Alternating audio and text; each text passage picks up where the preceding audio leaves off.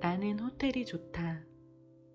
모든 인간에게는 살아가면서 가끔씩은 맛보지 않으면 안 되는 반복적인 경험이 있을 것이다. 가까운 사람들과 만나 안부를 묻고 마음을 나누는 시간을 주기적으로 갖는다거나 철저히 혼자가 된다거나 죽음을 각오한 모험을 떠나야 한다거나 진탕 술을 마셔야 된다거나 하는 것들. 약발이 떨어지기 전에 이런 경험을 복용해야 그래야 다시 그럭저럭 살아갈 수가 있다. 오래 내면화된 것들이라 하지 않고 살고 있으면 때론 못 견딜 것 같은 기분이 든다. 그래서 이런저런 합리화를 해가며 결국은 그것을 하고야 만다.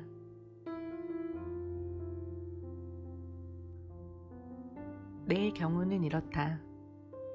비행기를 타고 인천공항을 떠나 낯선 도시에 도착해 택시를 타고 예약해둔 호텔에 도착하고 호텔의 예약자 명단에 내 이름이 있음을 확인하고 방을 안내받아 깔끔하게 정리된 순백의 시트 위에 누워 안도하는 그런 경험을 그리워하며 살아간다. 호텔을 좋아하는 이유는 또 있다. 호텔은 너무 당연한 말이지만 집이 아니다. 어떻게 다른가? 집은 의무의 공간이다. 언제나 해야 할 일들이 눈에 띈다. 설거지, 빨래, 청소 같은 즉각 처리 가능한 일도 있고 큰맘 먹고 언젠간 해치워야 할 해묵은 숙제들도 있다.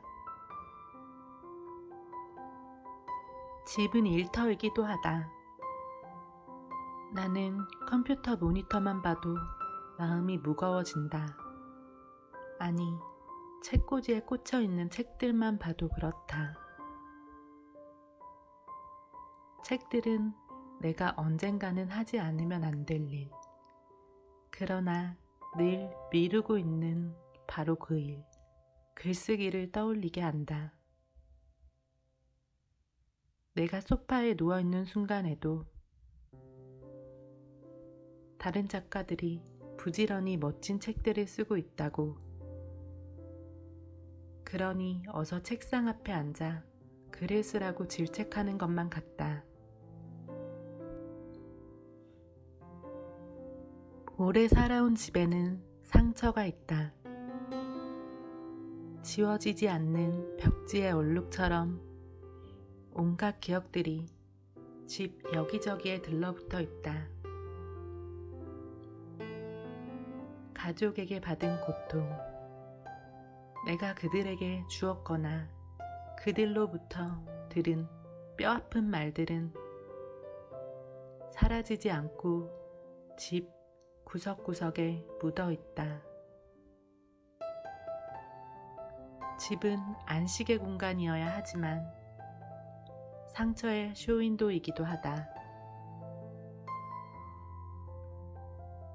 그래서 가족 간의 뿌리 깊은 갈등을 다룬 소설들은 어김없이 그들이 오래 살아온 집을 배경으로 이야기를 전개한다.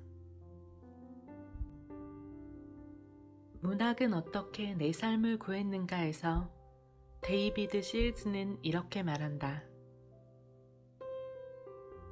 고통은 수시로 사람들이 사는 장소와 연관되고 그래서 그들은 여행의 필요성을 느끼는데 그것은 행복을 찾기 위해서가 아니라 자신들의 슬픔을 몽땅 흡수한 것처럼 보이는 물건들로부터 달아나기 위해서다.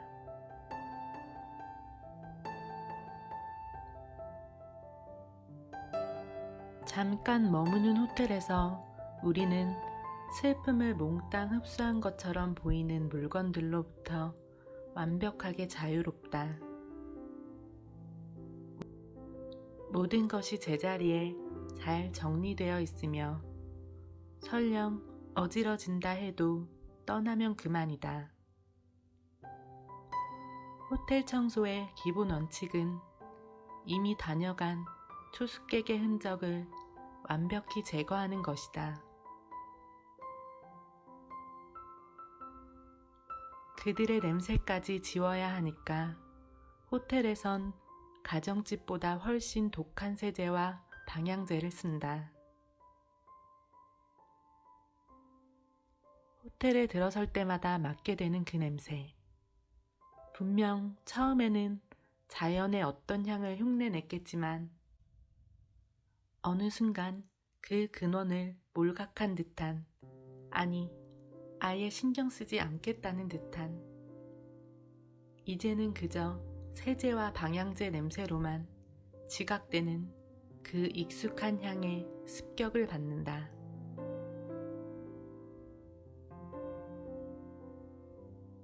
나라마다 호텔 냄새도 각기 다르다.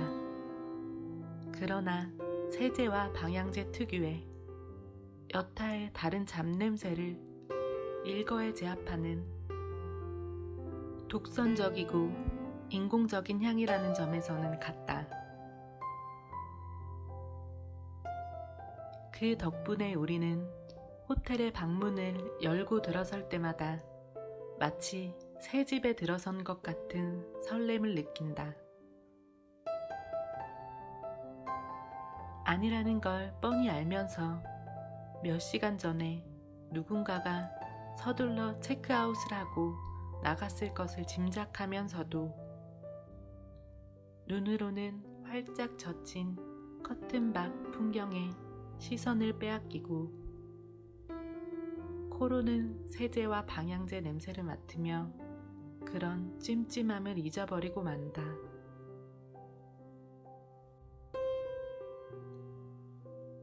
호텔에선 언제나 삶이 리셋되는 기분이다.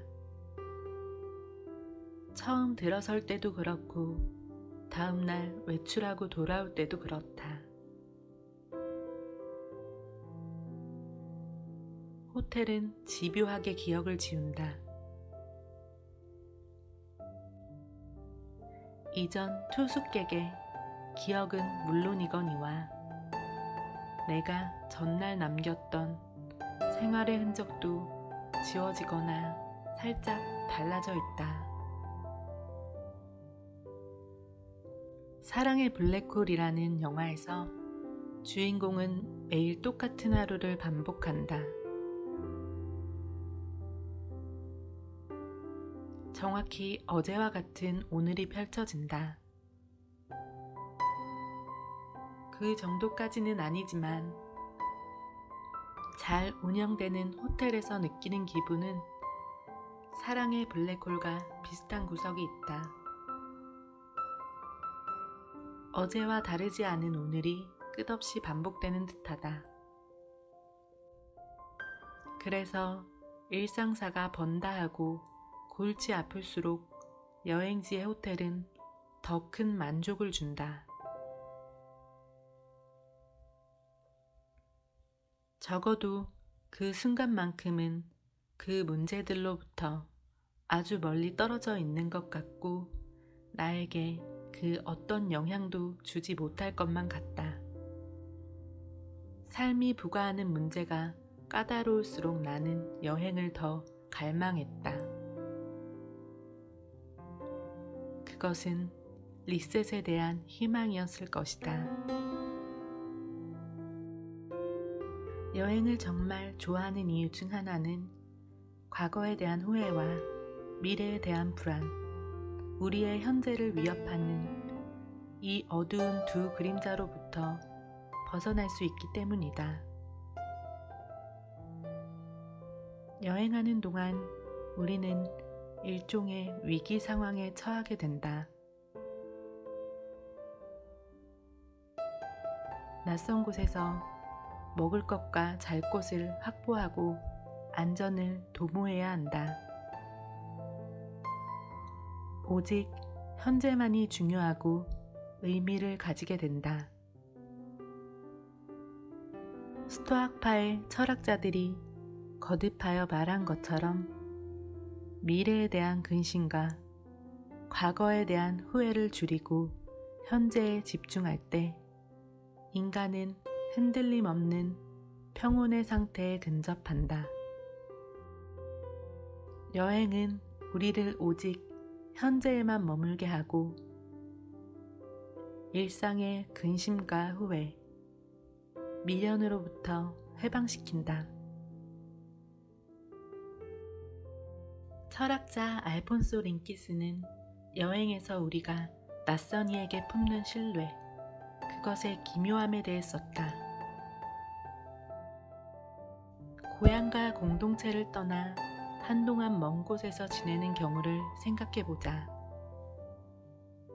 그때 우리는 매일 낯선 사람을 신뢰하게 된다. 그 사람과 핏줄로 이어져 있지 않은 것은 물론 신념이나 공동체를 공유하지도 않고 계약으로 묶여 있지도 않다. 그 사람이 무슨 말을 하는지도 모르고 그가 어떤 가족이나 부족의 일원인지도 모르며 그가 사는 마을의 위치도 그가 사회와 자연의 우주 속에서 어떤 부문을 대면하고 있는지도 모르면서 그를 신뢰하게 된다. 그의 말이나 몸짓도 이해 못하고 목적이나 동기도 파악할 수 없다. 하지만 그때 발생하는 신뢰라는 것은 사회적으로 잘 정의되어 있는 행동으로 이루어 놓은 공간을 건너뛰어 그 자리에 당신과 함께 있는 진짜 개인과 곧바로 접촉하는 것이다. 일단 누군가를 신뢰하기로 마음먹으면 우리의 정신 속으로 평안함 뿐 아니라 자극과 흥분이 파고들어온다. 신뢰란 다른 생명체와 맺어지는 관계 가운데 가장 큰 기쁨을 준다.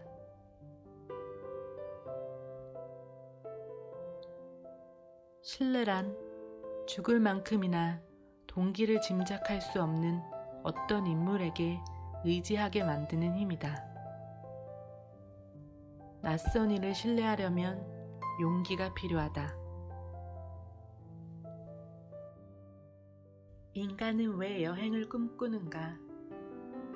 그것은 독자가 왜 매번 새로운 소설을 찾아 읽는가와 비슷할 것이다.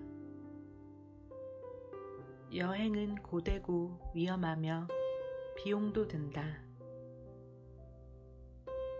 가만히 자기 집 소파에 드러누워 감자칩을 먹으며 텔레비전을 보는 게 돈도 안 들고 안전하다. 그러나 우리는 이 안전하고 지루한 일상을 벗어나 여행을 떠나고 싶어 한다. 거기서 우리 몸은 세상을 다시 느끼기 시작하고 경험들은 연결되고 통합되며 우리의 정신은 한껏 고양된다. 그렇게 고양된 정신으로 다시 어지러운 일상으로 복귀한다. 아니, 일상을 여행할 힘을 얻게 된다. 라고도 말할 수 있다.